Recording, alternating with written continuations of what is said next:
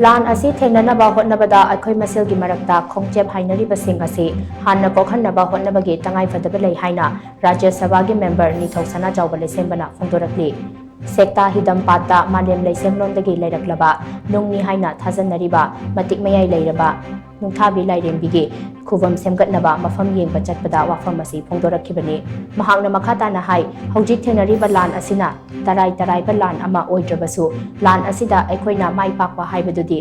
थोइदोकना Luna थोक्लोइ अमदि सोइदनसु my पाकनी अदुबु लुरिबदि अखोइ मशेलगी मरक्ता अमगी अशोइबादा Amna social मीडियादा थागतनदुना करेमनदुना लेबना अखोइ मशेल चिंथनबगी Chang assume हेंगलक्ले लेरिबा फिबम असिददि अखोइ मशेलगी मरक्ता Amna असोइबा यावरकपदा ngakthok ngauksing tawminnaduna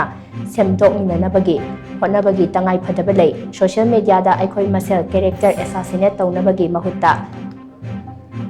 amata oina punna leminarabadi yeknaba khudingmak maithiba piba haibasi thoidokna aruba thabak oiroi hainasu mahangna makhatana phungdokhe MP Ningthou Sanajaoba Leishemba Khongchep aduda lamlai ACG MLA KHE Bomcha amadi Manipur University of Culture gi VC Professor P Gunindro Susargyakhe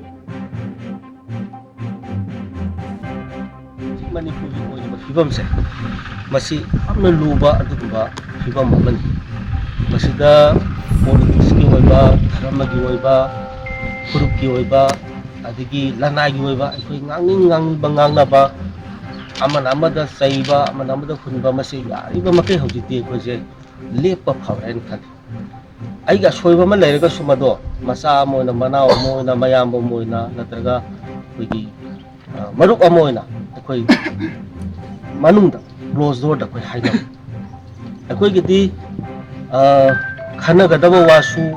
akhoi na tawgadaba thabak su akhoi gi planning su akhoi gi strategy su arona thu myam je loina akhoi di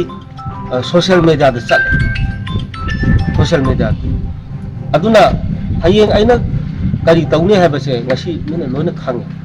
aduna yaiba makai sigumba chiraba matam sadi akhoi se wakhang se phajalaga akhoi manungda sumthongna manungda akhoi chaina manungda akhoi semdokna